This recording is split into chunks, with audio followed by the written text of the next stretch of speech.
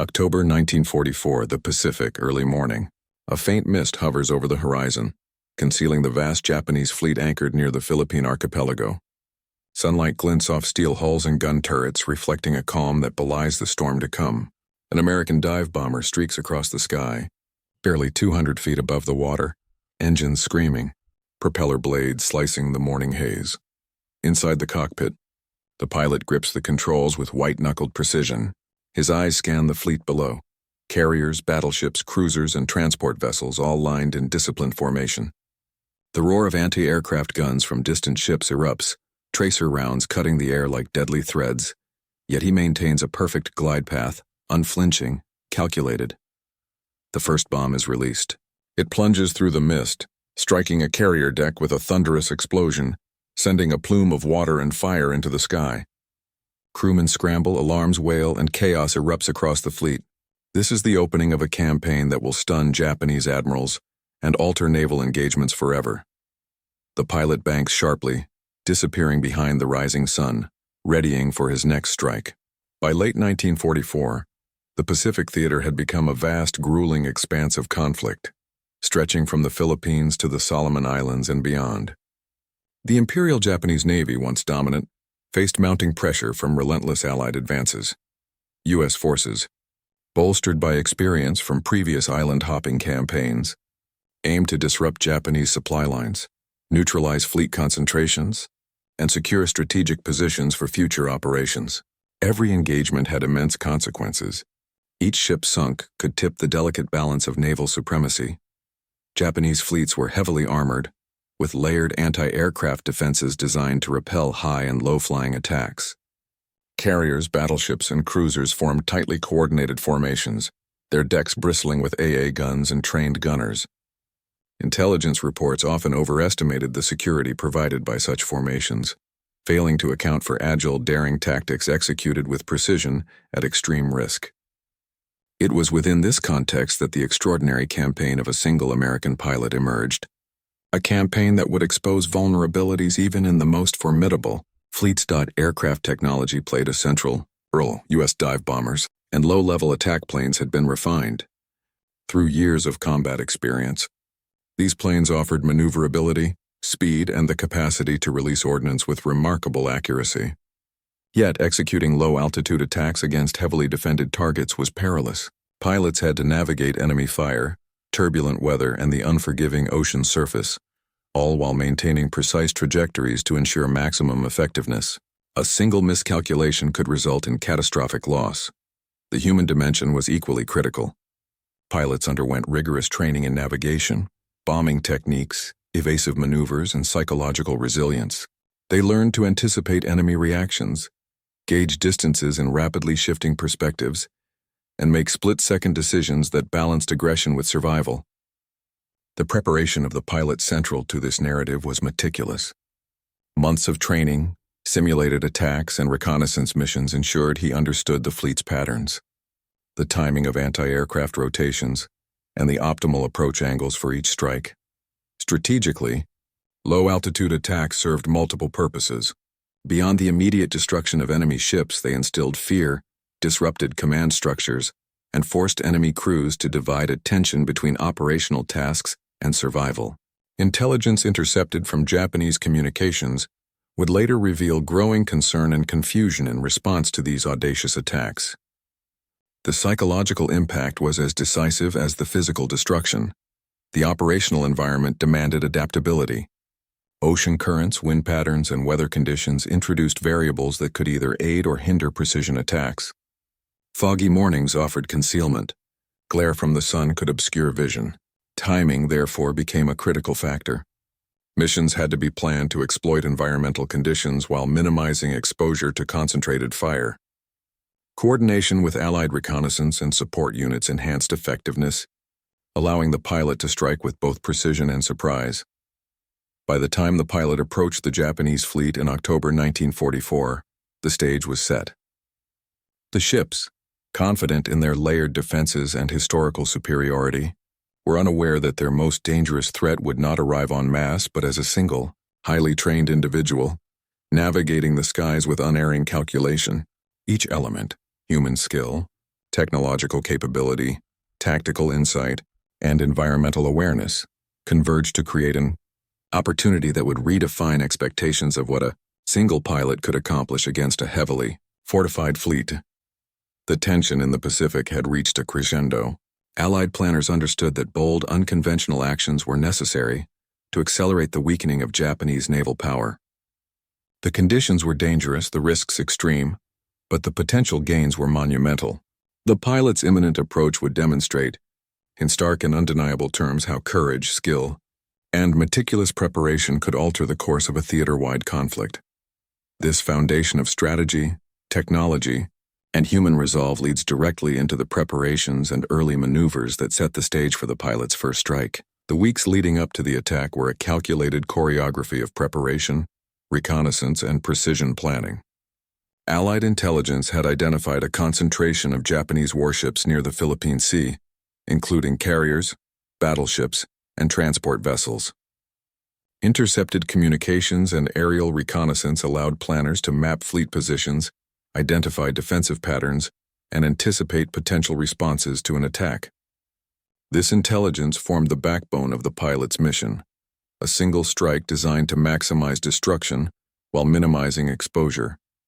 The pilot's training was exhaustive. Months of carrier operations, low-altitude flight simulations, and live-fire exercises honed his reflexes and judgment. He studied ship silhouettes, understanding which vessels would require priority targeting and the optimal approach angles for each. Timing was critical. Anti-aircraft rotations, flight paths of defending aircraft, and environmental factors such as glare and sea spray all had to be integrated into a split-second plan. The smallest miscalculation could be fatal, not only for the pilot but for the strategic outcome of the mission. Aircraft choice further influenced the operation. The U.S. Navy's dive bombers, designed for accuracy and low-altitude maneuverability, offered the capability to navigate the fleet's defenses while releasing ordnance with deadly precision. The pilot's plane had been modified for weight optimization and stability, ensuring that each bomb released would strike with maximum effectiveness. Maintenance crews double-checked engines, control surfaces, and targeting systems, aware that even minor mechanical failure at 200 feet could spell disaster. The environmental context added both risk and opportunity. Early morning fog provided concealment, while sun angles could obscure the pilot's approach from lookouts and gunners. Ocean swells introduced instability, demanding split-second adjustments to maintain trajectory. Every mission rehearsal accounted for these variables, embedding adaptive responses into the pilot's instinctual reactions. Weather reports and tide patterns were scrutinized to ensure the moment of attack coincided with the most favorable conditions. Beyond mechanics and environment, the human factor loomed large. Courage, focus, and mental resilience defined the operation's potential success. The pilot had to remain calm under intense fire, navigate through chaos, and execute maneuvers that left no room for error. Psychological preparation involved visualization exercises, mental rehearsals of worst-case scenarios, and strategies for maintaining composure while observing destruction unfold below. The pilot understood that this was not merely a test of skill, but a demonstration of human capability in the theater of modern warfare. The Japanese fleet, for its part, was confident in its layered defenses. Carriers bristled with anti-aircraft guns. Battleships projected intimidation through armor and firepower. Crews were trained for rapid response. Drills reinforced readiness, and patrol aircraft circled overhead. Yet despite this preparation, the fleet remained vulnerable to unexpected tactics. Low-altitude strikes exploited blind spots, gaps in coordination, and the limits of human reaction under pressure. The pilot's strategy relied on exploiting these vulnerabilities, striking with precision before the fleet could mount an effective defense. On the morning of the mission, all elements converged. The pilot took off from a nearby carrier, engines roaring against the thin morning air. Navigation instruments confirmed positioning. Visual observation verified fleet location. A calm, methodical assessment preceded every maneuver. As he descended to 200 feet above the water, the immense scale of the fleet became apparent, carriers stretching like islands, battleships projecting dominance, and smaller vessels filling gaps with disciplined order. Each ship represented not only a tactical target, but a symbol of strategic strength. Every preparatory detail, from intelligence gathering to mental conditioning, pointed toward a single objective: execute a low-altitude strike that would stun the Japanese admirals, destroy as many vessels as possible, and reshape naval operations. This was the culmination of weeks of planning, practice, and human ingenuity, and the moment of action was imminent. The meticulous coordination and preparation set the stage for the extraordinary human and technological performance that would follow. The first dive, the first strike, and the unfolding chaos of the fleet's reaction marked the beginning of a historic series of attacks. The pilots' actions were a testament to human skill, courage, and resilience. Flying just 200 feet above the ocean demanded unparalleled focus. Every second required precise control, adjusting for wind, ocean swells, and shifting sun glare, while simultaneously monitoring the fleet below. The human eye had to judge distances accurately, the mind had to calculate trajectory, and reflexes had to respond instantly to anti-aircraft fire. Fear was constant, but mastery over it defined effectiveness. The pilot's heartbeat synchronized with the engine's roar, each pulse measured, each maneuver deliberate. Years of rigorous training had built muscle memory and mental discipline, allowing him to execute maneuvers instinctively. Yet beneath the calculated calm, awareness of mortality loomed. One misstep could result in a fiery crash into steel hulls or plunging into the ocean. The human element, resilience under extreme pressure, transformed mechanical aircraft into an extension of the pilot's will, enabling feats that would otherwise seem impossible. Strategically, the mission exploited weaknesses in Japanese naval formations. By approaching at low altitude, the pilot bypassed most radar detection and minimized exposure to long-range anti-aircraft fire. The fleet's layered defenses were designed for medium to high-altitude threats, leaving blind spots that could be exploited with speed and precision. The attack relied on precise timing and sequencing. Ships closest to the approach vector were struck first, creating confusion and forcing gunners to divide attention. Subsequent strikes targeted critical vessels such as carriers, whose destruction would demoralize crews and disrupt command structures. Tactical planning extended beyond individual targets. It anticipated fleet responses, exploiting chaos and maximizing the impact of every bomb. The result was not only physical destruction, but a systemic disruption of defensive coordination. The aircraft itself was an advanced instrument of war. Equipped with precision bombs and lightweight modifications, it could navigate extreme low-altitude paths without compromising stability. Engine reliability, reinforced control surfaces, and optimized weight distribution allowed the pilot to maintain consistent glide paths while compensating for environmental challenges. Bomb design and deployment mechanisms were equally critical. Ordnance had to detonate at exact moments to breach armored decks and sink vessels efficiently. Mechanical reliability, aerodynamic considerations, and targeting accuracy converged to create an unprecedented lethality for a single airframe. Technology amplified human skill, converting courage and calculation into decisive destruction across the fleet. Leadership played a crucial role both in planning and execution. Allied commanders entrusted a single pilot with extraordinary responsibility, reflecting confidence in skill, training, and judgment. Orders were precise yet flexible, emphasizing initiative within a framework of strategic objectives. Decisions taken at the top, target priorities, timing of strikes, and coordination with reconnaissance enabled the pilot to operate with autonomy while remaining aligned with broader operational goals. On the Japanese side, command structures faced unprecedented stress. Fleet admirals, confident in layered defenses, were suddenly forced to respond to attacks that bypassed conventional detection and countermeasures. Communication lines were disrupted, orders lagged, and decisions had to be made in fragmented chaos. Leadership effectiveness was tested under extreme pressure, revealing both the limits of hierarchical control and the psychological impact of unexpected precision attacks. The Japanese fleet, though formidable, possessed vulnerabilities inherent to its structure and expectations. Anti-aircraft defenses were optimized for conventional assaults, not audacious low-altitude strikes by a single, highly skilled pilot. Crew members trained for standard drill procedures found themselves reacting to a threat that defied assumptions, creating delays and errors. The surprise element amplified damage. Ships that would normally have coordinated defense were disoriented, Gunners fired at rapidly moving low-flying targets with reduced effectiveness. Intelligence reports later revealed that the fleet had underestimated the possibility of an individual aircraft inflicting such concentrated destruction.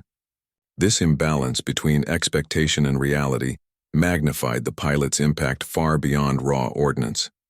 The human and psychological dimensions of this mission were profound. The pilot faced extreme risk, but remained focused on mission objectives, demonstrating mental resilience under life-threatening conditions. For Japanese sailors, the attack shattered confidence, instilling fear and uncertainty in equal measure. Witnessing destruction from such precision challenged assumptions about naval invulnerability. The moral shock extended beyond the immediate loss of life and vessels. It undermined morale, introduced hesitation into decision-making, and demonstrated the outsized effect a single individual could have on a massive, complex organization. Psychological warfare, though unintentional, became a critical byproduct of this extraordinary operation. The first strike commenced in the early morning haze. At precisely 0630 hours, the pilot leveled his aircraft at 200 feet above the water, engines vibrating with controlled power. Below, the Japanese fleet stretched across the horizon, carriers and battleships lined in disciplined formations, unaware that a single attacker could threaten them so directly. The pilot released the first bomb, striking the deck of a light carrier. The explosion erupted with a deafening roar, sending fragments of steel and fire into the air. Crewmen scattered, alarms blared, and anti-aircraft guns scrambled to respond. Yet, at this extreme low altitude, many gunners were unable to depress their barrels fast enough, leaving large gaps in the defensive coverage. The strike was precise. The carrier listed to one side, fires igniting on multiple decks, signaling the beginning of widespread chaos. Without hesitation, the pilot adjusted his trajectory, banking sharply to avoid concentrated fire from nearby cruisers. He released a second bomb on a heavily armored battleship. The blast ripped through the deck and penetrated armor plating, damaging critical systems and setting the superstructure ablaze. Smoke curled into the sky, obscuring vision and complicating coordinated defensive response. Japanese admirals issued commands, but communication lagged as confusion spread across the fleet. Each subsequent approach targeted strategic vessels, a transport ship loaded with supplies, another carrier, and a cruiser positioned to provide defensive cover. The pilot's movements were fluid, calculated, almost artistic in execution. He exploited the fleet's blind spots, moving with speed and precision, forcing Japanese crews into reactive maneuvers that reduced their effectiveness. Every bomb hit altered the tactical landscape, breaking formations and creating openings for further strikes. Explosions sent shockwaves through the water, and the auditory chaos became a rhythm to which the pilot adjusted his maneuvers. Debris, flaming lifeboats, and smoke columns became visual markers for targeting, guiding each successive release with deadly accuracy. The fleet, once a symbol of invulnerability, now appeared fractured, reacting to threats in a state of disoriented defense. The pilot's skill at low-altitude navigation was unmatched. Flying barely above the waves, he had to compensate constantly for sudden gusts of wind and turbulent air currents caused by explosions below. His eyes remained fixed on the target, hands steady on controls, mind calculating trajectory, speed, and release timing simultaneously. Each strike was executed with meticulous precision, transforming the aircraft into an instrument of focused destruction. Japanese gunners adapted, but their efforts were hampered by the pilot's unpredictable approach. Vectors and rapid release sequences, smoke and debris created visual interference, further diminishing targeting accuracy. Ships attempted evasive maneuvers, yet in the confined formations of the fleet, movement was restricted. The pilot capitalized on these limitations, systematically selecting targets and striking with unparalleled efficiency. By mid-morning, 4 Japanese vessels had been critically damaged or sunk. The fleet's morale faltered as the realization set in that a single attacker, defying conventional expectations, had inflicted such disproportionate damage. Radio communications reflected growing alarm. Officers called for concentrated anti-aircraft fire. Fighter cover scrambled to intercept, but each countermeasure was either delayed or misdirected. The pilot continued his assault undeterred, exploiting every opportunity to weaken the fleet further. The first phase, of the attack demonstrated not only the lethal combination of human skill and technological capability but also the strategic effectiveness of low-altitude precision strikes. Each bomb, each maneuver compounded the psychological pressure on Japanese commanders and crew. Chaos, disorientation, and mounting losses created a cascade effect, ensuring that subsequent attacks would encounter progressively less coordinated resistance. As the first strikes concluded, the pilot banked sharply away from the fleet, circling back for a second run. The fleet remained operational but disorganized, fires burning, communication lines strained, and anti-aircraft fire inconsistent. The initial impact had set the stage for total disruption, establishing the conditions necessary for the decisive continuation of the mission. The unfolding of these early attacks demonstrates how a single individual, using training, precision, and audacity, could redefine naval engagements and instill profound psychological shock. Each strike brought both physical devastation and a realization among Japanese admirals. Traditional assumptions about fleet defense were no longer sufficient. The second phase of the attack began just after 800 hours. The pilots circling the damaged fleet evaluated the situation with keen observation. Fires raged across decks, smoke pillars rose into the sky, and the fleet's once rigid formations were fragmented. Japanese gunners attempted to re-establish control, but the low-altitude approach rendered many anti-aircraft guns ineffective. Radar and lookouts struggled to track the aircraft's rapid movements, allowing the pilot to exploit gaps and weaknesses. He descended again to 200 feet, banking sharply toward a cluster of transport vessels. These ships carried supplies essential for sustaining Japanese operations in the Philippines. A precise bomb hit the lead transport, igniting fuel stores and munitions.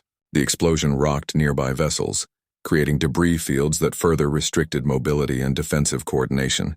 Each hit compounded confusion, demonstrating the tactical brilliance of low-level assault against tightly packed fleets.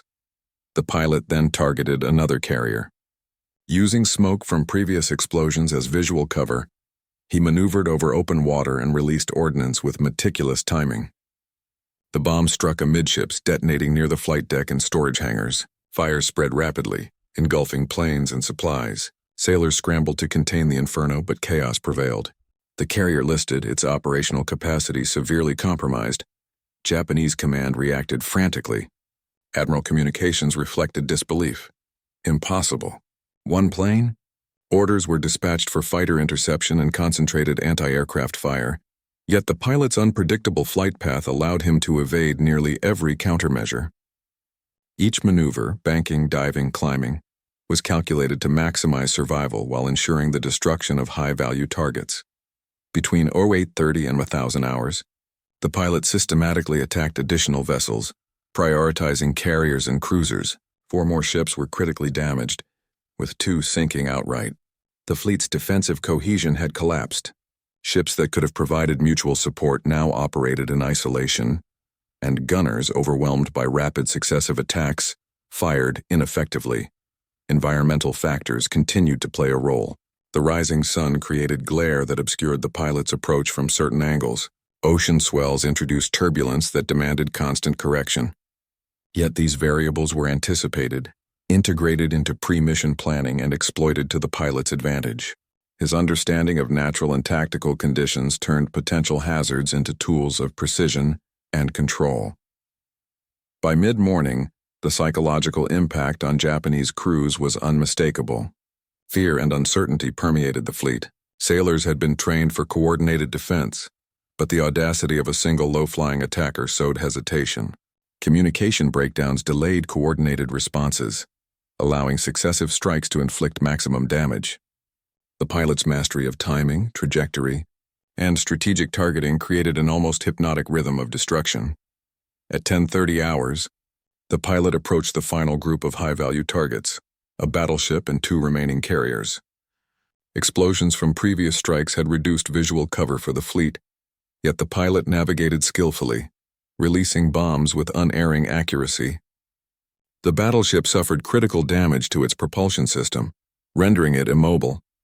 Both carriers were set ablaze, one listing heavily, signaling near-total operational incapacitation. By 1100 hours, the 15th ship had been destroyed or incapacitated. The scale of destruction was unprecedented for a single pilot in low-altitude combat. Japanese admirals were forced to confront the stark reality. A combination of human skill, tactical ingenuity, and technological capability could overcome even the most formidable defenses. Communication logs later revealed repeated expressions of astonishment and disbelief, highlighting the psychological as well as physical devastation inflicted by the mission. The pilot disengaged, banking sharply to retreat toward friendly airspace. Smoke plumes and fires marked the aftermath of his attack, transforming a disciplined fleet into a chaotic tableau of destruction. Allied reconnaissance would later document the full extent of damage, confirming the extraordinary success of a solo operation against a heavily defended enemy force. This turning point, the culmination of careful planning, fearless execution, and precise targeting, shifted the balance of naval power in the region. It demonstrated that conventional assumptions about fleet invulnerability were no longer absolute, and that individual initiative could produce strategic results that rivaled large-scale coordinated attacks. The impact extended beyond immediate destruction. Japanese morale suffered, operational planning became reactive rather than proactive, and strategic vulnerability in the Pacific became undeniable. The attack set a precedent, influencing subsequent Allied tactics, emphasizing the efficacy of precision strikes, and redefining expectations for what skilled pilots could achieve in high-stakes combat scenarios. The pilot's extraordinary feat concludes the climactic phase, leaving the fleet fractured, crews demoralized, and command structures scrambling to respond. The scene was now set for analysis of consequences, operational shifts, and the long-term implications of a single individual's impact on the course of the Pacific War. The immediate aftermath of the attack revealed both tangible and psychological consequences. Allied reconnaissance confirmed that 15 Japanese vessels had been sunk or critically damaged, including carriers, battleships, and transport ships. Fire still smoldered on several decks, smoke curling into the sky as survivors attempted to contain damage and rescue crew. Casualty reports indicated hundreds of sailors killed or injured, a stark testament to the operation's effectiveness. Beyond the physical destruction, Japanese Naval Command faced a profound crisis. Admiral communications expressed disbelief and shock at the scope of damage inflicted by a single low-altitude attacker. Standard protocols for fleet defense were exposed as insufficient, and orders for reorganization, repair, and reinforcement consumed hours that might have been used for operational response. The psychological toll on commanders and crews was significant, undermining confidence in previously reliable defensive measures. For the Allies, the attack reinforced the value of precise intelligence and meticulous planning. Intelligence teams, having identified fleet positions, coordinated timing, and mapped vulnerabilities, witnessed the payoff of their detailed efforts. The pilot's success validated months of rigorous training, the development of low-altitude attack strategies, and the investment in specialized aircraft modifications. Lessons learned would inform subsequent operations across the Pacific theater, emphasizing the integration of human skill, technology, and tactical insight. The morale impact was equally significant. Among U.S. forces, reports of the pilot's success spread quickly, highlighting the effectiveness of training, innovation, and daring initiative. Sailors and airmen recognized the transformative potential of individual skill applied in a high-stakes scenario, inspiring confidence and a renewed belief in the strategic capabilities of Allied forces. Meanwhile, Japanese strategists confronted the stark reality that conventional defensive postures could be exploited by unexpected tactics. Battleships and carriers, previously seen as near-invulnerable icons of naval power, had been rendered vulnerable by a combination of audacity, planning, and precision execution. Discussions in command circles emphasized the need to reassess fleet formations, anti-aircraft coverage, and low-altitude defense measures to prevent similar losses in future engagements. Repairs and reinforcements began immediately, with damaged vessels pulled to nearby ports where available. The logistical strain was considerable. Ports capable of accommodating large warships were limited, and supply lines were stretched. Each day spent in repair reduced operational presence in the Pacific, creating opportunities for Allied forces to exploit gaps in Japanese control. The psychological aftershock of the attack, coupled with tangible loss of vessels, had an outsized strategic effect relative to the number of ships involved. The pilot himself returned to carrier-based operations, having completed one of the most audacious and effective missions of the Pacific Campaign. Debriefings highlighted not only the technical and tactical success, but also the mental and physical discipline required to execute a low-altitude, high-risk strike against a heavily defended fleet. His experience would inform training protocols for future pilots, emphasizing precision, decisiveness, and adaptability under pressure. Civilian and military observers alike would later describe the attack as a turning point in naval aviation. It showcased the effectiveness of small, well-trained teams, or even individuals, leveraging intelligence, environment, and technology to achieve strategic outcomes disproportionate to their size. The engagement became a case study in the value of preparation, courage, and innovation in modern warfare. The immediate consequences were clear.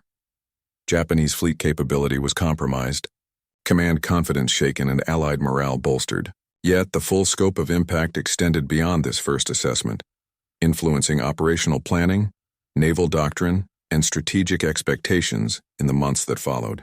As the days following the attack unfolded, the longer-term consequences became increasingly evident. The Japanese Navy, already strained by losses in prior Pacific engagements, faced critical challenges in restoring fleet readiness. Damaged ships required extensive repairs, diverting resources from other strategic theaters.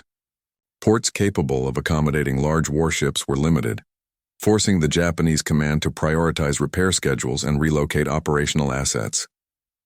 The cumulative effect was a temporary but impactful reduction in naval presence and influence in contested areas. Casualty reports painted a grim picture. Hundreds of sailors had perished or been wounded, overwhelming onboard medical teams. Surviving crew members faced not only physical injuries, but psychological trauma, having witnessed the extraordinary destruction inflicted by a single pilot. This human toll contributed to a decline in morale across other fleet units, as stories of the attack spread. Anxiety and apprehension became pervasive, influencing the readiness and responsiveness of remaining ships. For Allied forces, the operation became an exemplary demonstration of strategic efficiency. A single pilot operating at low altitude with precision bombing techniques had achieved results that rivaled larger fleet engagements. Commanders incorporated the lessons into broader tactical doctrine, emphasizing the effectiveness of specialized training, innovative attack methods, and the exploitation of environmental and technological advantages. Intelligence teams were reinforced, and low-altitude attack strategies were refined to replicate similar successes in subsequent operations. The Japanese Naval Command conducted internal reviews, scrutinizing fleet formations, anti-aircraft coverage, and operational protocols. Recommendations included increased emphasis on low-altitude defense, enhanced radar coordination, and revised training to prepare crews for unconventional attack profiles. Yet despite these measures, the psychological shock lingered. Confidence in fleet invulnerability had been irrevocably challenged, creating a climate of heightened caution and defensive posturing. Reports from Allied reconnaissance flights provided visual confirmation of the extensive damage. Smoke continued to rise from sunken or listing vessels, their presence a stark reminder of the pilot's impact. Analysts noted the strategic ripple effects. Japanese forces hesitated in areas previously dominated. Operational timelines shifted, and planning for offensive actions became constrained by the need to compensate for losses. The attack had redefined local power dynamics and created temporary opportunities for Allied maneuvering. On a human level, the pilot's achievement influenced morale across Allied forces in the Pacific. Stories circulated in barracks and aboard carriers, emphasizing the effectiveness of skill, courage, and calculated risk. Training programs highlighted his methods, reinforcing the principle that individual excellence could yield disproportionate results. The mission became part of the lore of naval aviation, inspiring subsequent generations of pilots to pursue precision, creativity, and bold execution in the face of formidable challenges. Strategically, the attack forced a reassessment of vulnerability. High-value ships, once thought nearly impervious to single aircraft attacks, were now recognized as susceptible to well-planned, low-altitude precision strikes. Japanese naval doctrine evolved in response, integrating new defensive protocols and adapting to the demonstrated threat. However, these adaptations required time and resources, during which Allied forces could exploit the temporary strategic advantage. The broader significance extended to Allied planning for the Pacific theater. Commanders understood that training, intelligence, and audacious execution could deliver outsized results. Operational plans increasingly incorporated elements of low-altitude attack, surprise engagement, and precision targeting, maximizing impact while minimizing exposure. The psychological component, instilling fear, uncertainty, and caution among enemy forces, became a recognized element of strategic advantage. By the conclusion of the aftermath phase, the attack's significance was clear. The destruction of 15 ships by a single pilot had not only immediate tactical and operational consequences, but also long-lasting strategic and psychological effects. Japanese fleet capability had been temporarily diminished, Allied morale elevated, and naval doctrine adjusted to reflect new realities. The stage was set for reflection on how individual initiative, technological mastery, and tactical ingenuity could shape the broader trajectory of warfare. The attack stands as a remarkable testament to the interplay of human skill, courage, and innovation in the midst of modern warfare. One pilot relying on precision training and audacity demonstrated that even vast and well-defended fleets were not impervious to determined, calculated action. The destruction of 15 Japanese ships from a mere 200 feet above the water reshaped tactical thinking in the Pacific, forcing commanders to reconsider assumptions about vulnerability, risk, and the limits of conventional defense. Beyond the immediate damage, the psychological impact was profound. Japanese sailors and admirals were confronted with the unexpected reality that a single individual could redefine the operational landscape. Morale, discipline, and confidence, all intangible but essential components of military effectiveness, were shaken. Conversely, Allied forces witnessed firsthand the power of training, precision, and initiative, reinforcing the principle that skill and courage could amplify technological capability far beyond raw numbers. This engagement also underscores the evolution of warfare in the 20th century. The fusion of intelligence, technology, and human adaptability transformed what might have been a routine strike into a decisive, game-changing event. It highlights the importance of adaptability, foresight, and daring in military operations, showing that even the most formidable forces can be challenged by unconventional methods executed with precision. On a broader level, the attack serves as a reminder of the human dimension in war. While machinery, ordnance, and fleets are essential, it is the individuals behind them, their decisions, their resilience, their ability to act under pressure, that often shape outcomes. This mission illustrated how courage and skill, applied in harmony with technology, could produce results that reverberated far beyond the battlefield. In the end, the legacy of this operation is not merely counted in ships sunk or missions completed. It lies in the enduring lesson that innovation, bravery, and meticulous execution can redefine strategic realities, influence morale, and alter the course of conflict.